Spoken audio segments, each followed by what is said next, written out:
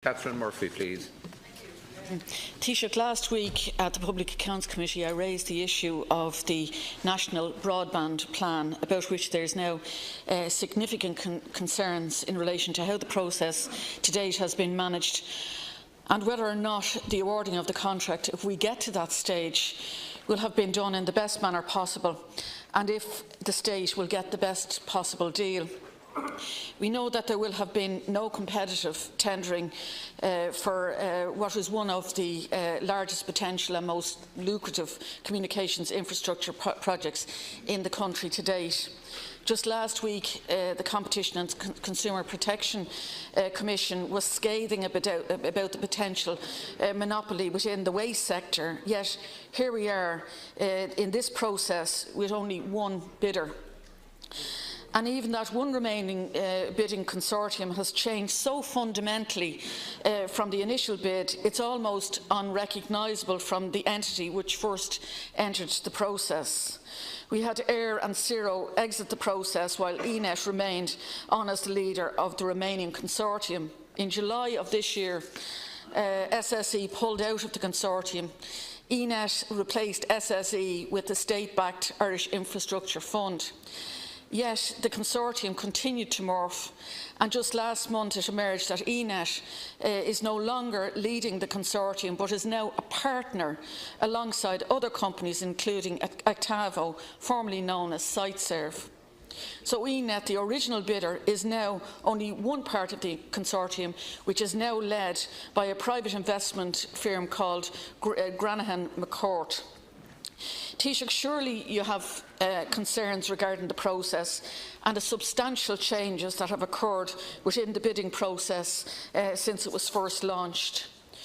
You must surely be concerned with the links that will inevitably be drawn between previous controversial contracts being awarded and some of the same personnel involved in this consortium. After all, it was Fine Gael in government when the Irish water contracts were awarded to a subsidiary of SiteServe, which is now the subject to a commission of investigation. It was Fine Gael who were in government when the second mobile phone licence was awarded to ESAT, which then became the subject of the Moriarty Tribunal. And it is looking like Fine Gael will be in government when the National Broadband Plan contract is awarded to a consortium within which the same high-profile business people are involved. Taoiseach, it is vital that this process for awarding the tender is above reproach. Would it not be better and more pertinent to ask the questions now, before any contract is awarded, to make sure that there is absolute public confidence in both the process and the outcome? My questions are you satisfied that the bidding process, where there's only one bidder involved, it will deliver broadband and best value for money? Do you have concerns regarding the sustainability of the remaining consortium, given that it has changed so much since it entered the process, and how stable will that be into the future? Thank you, Deputy. And are you satisfied that the money spent thus far in the process have achieved the desired outcomes? Taoiseach.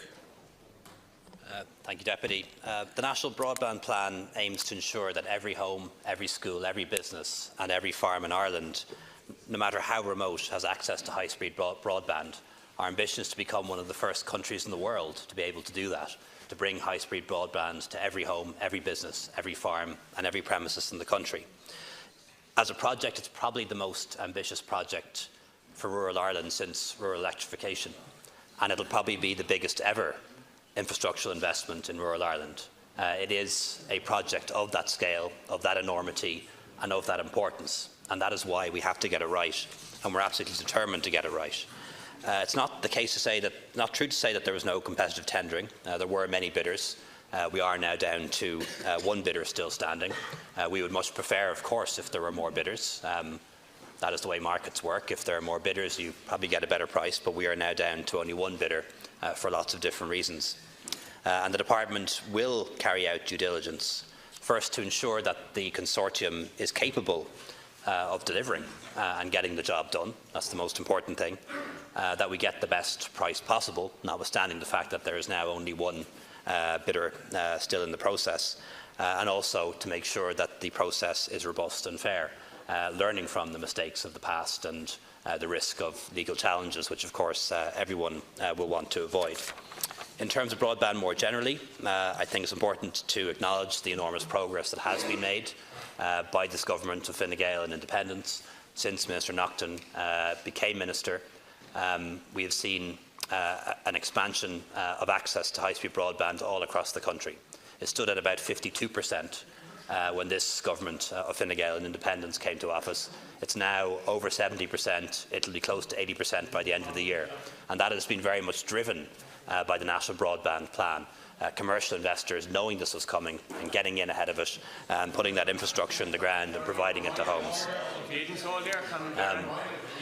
But that will still leave about 550,000 premises that will not be provided for by the commercial sector. And that is where government must intervene. Where the market cannot provide, government must intervene. And we see this as a project of enormous importance, probably the largest single infrastructure investment in rural Ireland, possibly the biggest one since rural electrification, and one that we're determined to deliver. Yeah, first of all, there's a number of questions you didn't respond to, but can I first of all echo the need for the broadband plan? I don't think anyone wants anything other than the plan to work, but the process has to be robust.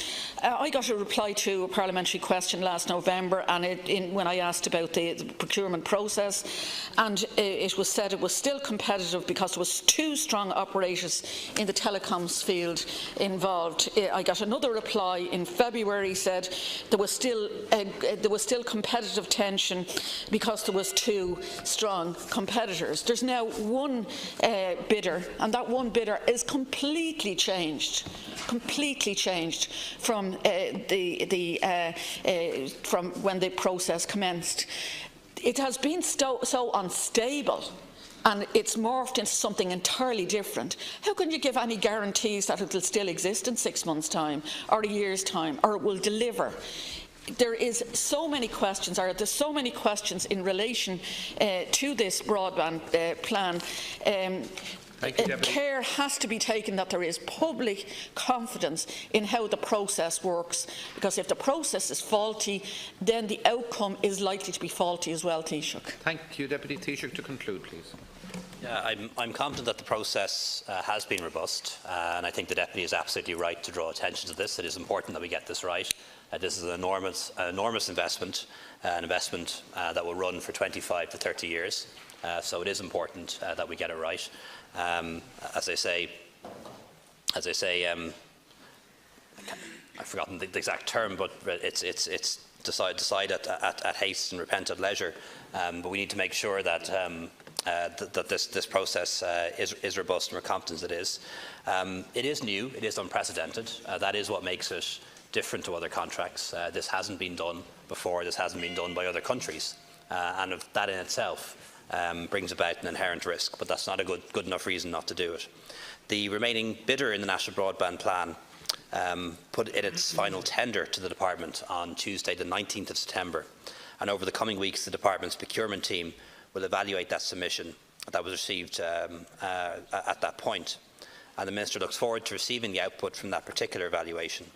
As I mentioned, it's unique in terms of its level of ambition and vision, and the focus is to ensure that a future-proofed technical solution will allow this generation and future generations to participate fully in digital society.